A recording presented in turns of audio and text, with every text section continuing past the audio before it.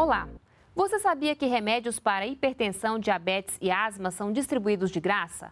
É o programa Saúde Não Tem Preço, que completou 2 anos e já beneficiou 14 milhões de pessoas. Esse é o assunto de hoje do NBR Entrevista. Nosso convidado é José Miguel do Nascimento Júnior, diretor do Departamento de Assistência Farmacêutica do Ministério da Saúde. Tudo bem, José Miguel? Muito obrigada pela presença. Obrigado a vocês, a oportunidade de estarmos aqui conversando sobre o programa.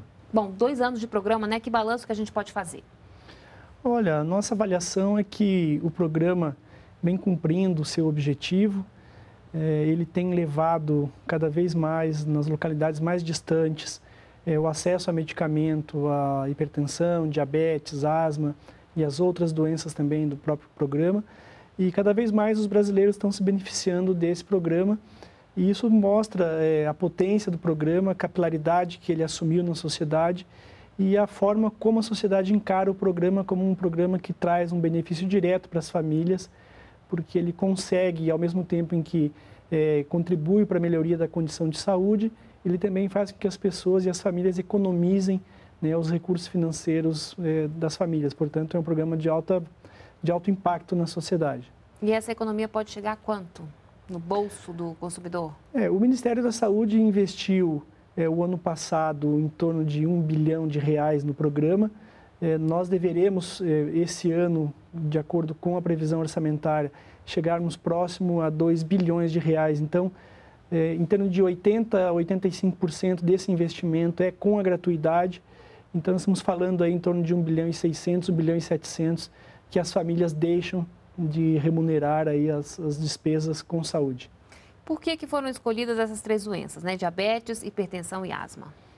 São doenças crônicas, né? Doenças que os pacientes precisam da utilização dos medicamentos, né? Por longos períodos, muitas vezes pela vida toda. São doenças importantes do ponto de vista clínico, epidemiológico, né? A asma, em função de que muitas crianças são acometidas, né, por essa doença. São doenças que, se não tratadas, acabam sendo incapacitantes.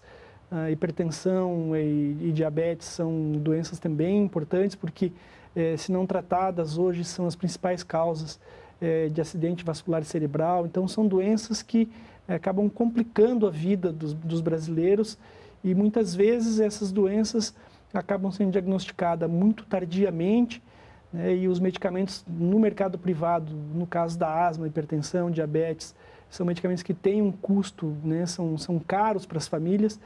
Então, por conta desse arranjo, né, das necessidades sanitárias, do custo para as famílias, do impacto dessas doenças no perfil epidemiológico, de como que as pessoas adoecem no Brasil, elas se tornam, então, importantes dentro de um programa de enfrentamento das doenças crônicas que o Ministério da Saúde vem desenvolvendo. Então, é nesse sentido que elas foram aí atribuídas a ela essa responsabilidade, né, pelo Programa Farmácia Popular de levar os medicamentos. E vocês pensam em estender essa lista para outras doenças? O Ministério da Saúde está focado na gratuidade nessas doenças. Nós temos outras como rinite, glaucoma, doença de Parkinson, osteoporose, que são doenças que o usuário tem aí um copagamento. E nós pretendemos que essas doenças que já estão hoje atendidas no programa, por uma questão de sustentabilidade financeira do programa, a gente não está discutindo nesse momento ampliação de elenco ou atendimento de novas doenças dentro do programa. Bom, no caso da asma, diabetes e hipertensão, já dá para sentir algum reflexo, por exemplo, no atendimento do SUS? Olha, o Ministério da Saúde comparou os dados de internação de 2011 com o de 2010. Por que 2011 com 2010? Porque nós iniciamos a gratuidade de hipertensão e diabetes em fevereiro de 2011. Então, nós passamos todo o ano de 2011 oferecendo o medicamento de modo gratuito e a gente consegue ver na curva de internações hospitalares atribuídas a essas causas de hipertensão e diabetes uma redução de 11.500 pessoas a menos que internaram em 2011. Em 2012, o balanço não fechou ainda. A gente tem um número que, dependendo do mês de novembro e dezembro, pode apontar uma redução em relação a 2011, portanto, uma redução também significativa em relação a 2010, ou uma certa estabilização. Claro que isso não é decorrente somente, não podemos atribuir somente a gratuidade dos medicamentos, né, eventualmente por força de outros programas e da consciência, do ponto de vista de atividades físicas, né, mudança de alimentação, mudança de outros hábitos, tenham contribuído, como outros programas, a Academia da Saúde, que o Ministério da Saúde desenvolve em parceria com os estados e com os municípios, possa ter levado, então, a uma definição de uma melhor condição, né, do tratamento e do autocuidado para a hipertensão e diabetes. A asma, a gente ainda não consegue ter esse balanço. Ela entrou gratuita em junho de 2012, então a gente vai ter, né, agora um outro encontro com junho de 2013, para a gente poder ver e comparar se nos anos anteriores tivemos também ou não essa redução. Esperamos que sim, porque, obviamente, o objetivo do Ministério da Saúde é dar uma condição de saúde, né, melhor para a população brasileira. Ou seja, apesar da doença, né, se for tratado direitinho, pode ter uma vida normal. Isso, é importante que o diagnóstico seja correto, os usuários se utilizem dos medicamentos, não abandonem os tratamentos, né, não deixem de fazer atividades físicas, não deixem de caminhar, de andar de bicicleta, enfim, de ter uma alimentação saudável, redução de sal, porque o medicamento sozinho também ele não tem a capacidade de mudar, né, o status. Não faz milagre, né, sozinho? Não faz milagre. Então, o conjunto das medidas associadas potencializa aí o resultado que se espera. Bom, agora, José Miguel, além desse remédio de graça, né, para asma, diabetes e hipertensão, o governo também trabalha, né, com outro programa que oferece desconto aí para uma série de medicamentos, né, o Farmácia Popular. Queria que você falasse um pouquinho desse programa para a gente, como é que ele funciona, como é que está o andamento dele. O acesso aos medicamentos para o glaucoma, né, para rinite, para doença de Parkinson, para osteoporose, que também são doenças importantes aí, que acometem um grande número de brasileiros.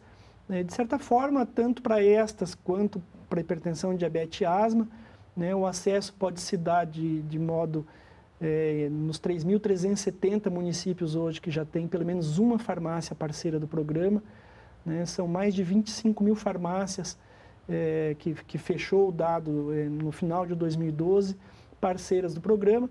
E de posse da sua receita válida, né, as receitas elas permitem que o usuário retire esse medicamento por até 4 meses, então as receitas são válidas por 4 meses. Então as pessoas podem, né, de posse de um documento com foto, né, a necessidade do CPF para que a venda seja validada, lá o sistema informatizado, o autorizador exige o CPF como um ponto de checagem. Então, de posse dos documentos pessoais e da receita médica válida, qualquer uma das farmácias no Brasil está habilitada a fazer o fornecimento do medicamento, seja de modo gratuito ou com copagamento para as doenças que você se referiu. Bom, o senhor disse que está presente em mais de 3 mil municípios, não é isso? Pelo menos tem uma farmácia, né? 3.370 municípios do Brasil. E vocês pretendem ampliar? Hoje o foco, a ampliação, né, do programa, ele está baseado no atendimento e na cobertura para os municípios do Brasil sem miséria.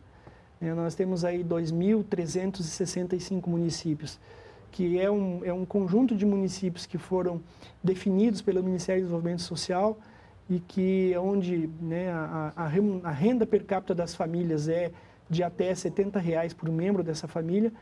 Então, são municípios que têm aí bolsões de pobreza. Esses municípios eles têm prioridade para que as farmácias que são instaladas nesses municípios participem do programa. A nossa meta é ter, até 2014, uma farmácia parceira do programa em 100% desses municípios. Nós já chegamos em 1.278 e aí um pouco que falta, em torno de 1.100, a gente deve atingir agora em 2013 e também em 2014. Agora, como é que funciona, né? A farmácia tem que aderir ao programa? Como é que é isso? É de modo muito simples, porque o proprietário da farmácia, o farmacêutico, sabendo que tem o programa, ele se dirige a uma agência da Caixa Econômica Federal para fazer o cadastro via Caixa Econômica Federal. Por meio de um sistema eletrônico, o Ministério da Saúde captura esse cadastro eletrônico e aí faz as verificações documentais e publica no Diário Oficial. A exigência é a regularidade fiscal da farmácia e a regularidade sanitária, e além de um ponto de internet, porque as transações, né, exigem que tenha internet para fazer as transações, a autorização da venda e a checagem da receita e dos medicamentos. Bom, por parte da população, como é que a população vê esses programas, né? Qual o retorno que vocês têm? Eles realmente procuram, estão informados, vão atrás com a receita médica para retirar o medicamento de graça, para ter o medicamento com desconto? Como é que está esse retorno por parte da população? O retorno é muito, muito positivo, né? Obviamente que a população brasileira já está ambientada, né, desde 2004 com o programa Farmácia Popular, em 2006 com a rede privada de farmácias e drogarias, em 2011 com a gratuidade dos medicamentos, é uma rede que vem se expandindo e a gente tem recebido pela ouvidoria, pelo Fale Conosco do Ministério da Saúde, retornos muito importantes, né, de famílias, de mães que manifestam lá no portal do Ministério da Saúde, agradecimento, falas muito interessantes que, né, o medicamento que agora é gratuito, aquele dinheiro ela está usando para comprar comida. Então a gente percebe que o programa Farmácia Popular, além de ter uma capilaridade, ele junto com outras políticas sociais do governo, ele é uma política importante, né, que faz transferência de renda e que faz com que as famílias economizem o gasto que seria com os medicamentos para outras necessidades importantes da vida, do cotidiano delas. Bom, só para reforçar, a pessoa para tirar o medicamento de graça tem que levar que tipo de documento, além da receita médica? A receita médica é um documento pessoal, com foto, né, e obviamente o seu CPF, o número de CPF tem que estar válido na Receita Federal. Essa é a condição, né, solicitar a orientação do farmacêutico no momento da venda sobre dúvidas, como utiliza o medicamento, enfim, as orientações técnicas do profissional farmacêutico. E aí a farmácia não tem, né, nenhum óbice em fazer aquela dispensação para esse usuário.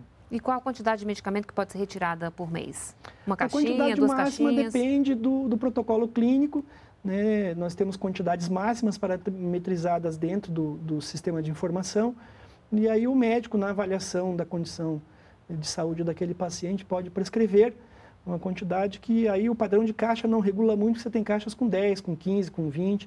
Na verdade, existe um limite máximo por mês, de acordo com o protocolo clínico. Pacientes que requerem uma dose maior terão direito à dose máxima, desde que esteja assim prescrito. O paciente que tem problema de locomoção e não pode ir até a farmácia, como é que ele faz para retirar o medicamento? Um familiar pode ir no lugar dele? O programa admite a retirada de terceiros, acompanhada de uma procuração pública, né? Então, mãe, pai, irmão, tio, né, de posse de uma procuração com os documentos do paciente, com a receita em nome do paciente, os documentos do paciente, pode também fazer a retirada do medicamento.